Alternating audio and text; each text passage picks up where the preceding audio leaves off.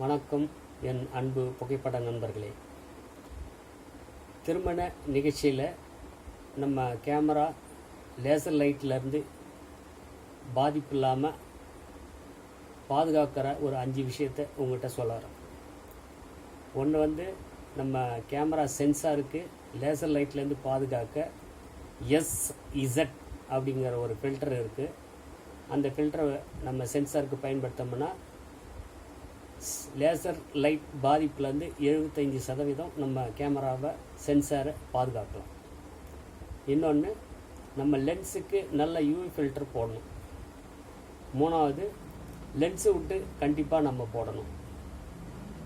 இன்னொரு விஷயம், நம்ம லேசர் லைட் இருக்கிற இடத்த ஃபோட்டோ எடுக்கும்போது டைரெக்டாக எடுக்கக்கூடாது. கேமராவை நம்ம தரைக்கு மேலே கொஞ்சம் தூக்கி எடுத்தால் அந்த லேசர் லைட் பாதுகாப்புலேருந்து பாதுகாத்துடலாம்.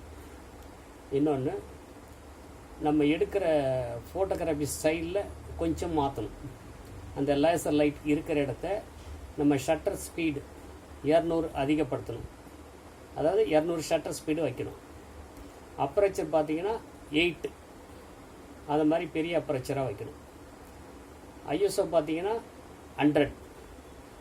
இந்த மாதிரி நம்ம பண்ணோம்னா நம்ம லேசர் லைட் பாதுகாப்புலேருந்து நம்ம கேமராவை சென்சாரை பாதுகாக்கலாம்.